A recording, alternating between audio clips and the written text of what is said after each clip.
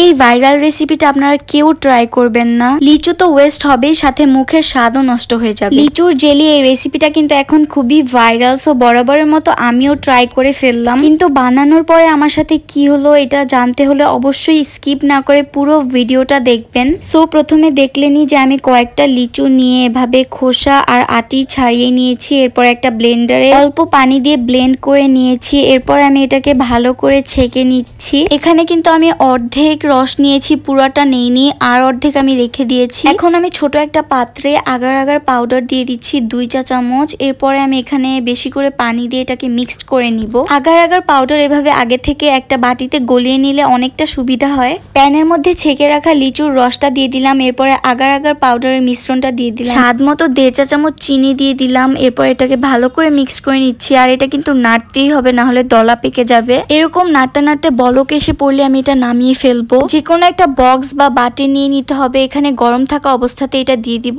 আর এটা 20 মিনিটের মতো আমি ফ্রিজে রেখে দিলে এটা জমে যাবে। বাকি লিচুর রসের সাথে আমি পানি মিক্সড করে এটা প্যানে দিয়ে দিচ্ছি।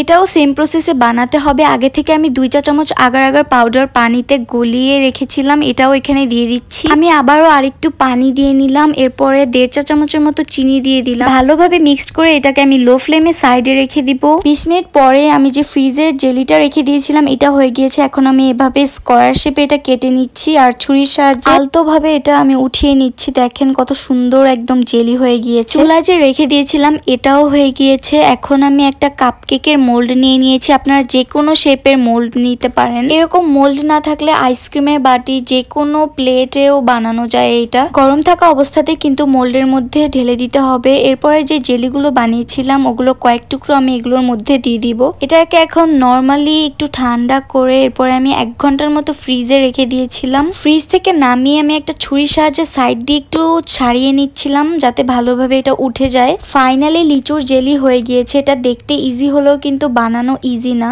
এত এফোর্ট দিয়ে ভিডিও করে কষ্ট করে বানানোর পর যখন এটা আমি টেস্ট করলাম, ভাই রে ভাই এত বাজে খেতে যা বলার বাহিরে। যারা যারা এই রেসিপিটা বানিয়ে শেয়ার করেছে তারা সবাই বলেছে এটা খেতে নাকি অনেক মজা। শুধু শুধু মিথ্যা কথা বলে লাভটাকে আমি বুঝলাম না। এখন কেউ কেউ কমেন্ট করতে পারে যে সবার টেস্ট সেম না। ভাই আমার ফ্যামিলির সবাই ট্রাই করেছে আর একদমই ভালো লাগেনি তাদের কাছে। এক বাইট খেয়েই আমরা আর খেতে পাইনি। লাস্টে আমার এটা সব ফালিয়ে দিতে হয়েছে। আমরা যারা রেসিপি শেয়ার করি যদি এরকম মিথ্যা কথা বলি, আমাদেরটা দেখে যারা বানায় তাদের শুধু শুধু এরকম কষ্ট করে সবকিছু ওয়েস্ট হয়ে যায়। সো আমি আপনাদের বলবো এই রেসিপিটা একদমই ট্রাই করবেন না। কারণ একটা জিনিস বানিয়ে যদি এটা খেতে ভালো না লাগে তাহলে কিন্তু নিজের কাছে অনেক খারাপ লাগে। সো আজকের ভিডিওটি এই পর্যন্তই ছিল। ভালো লাগলে please like, comment, share and do follow my page. Thanks for watching. See you in next video. Till then, Allah Hafiz.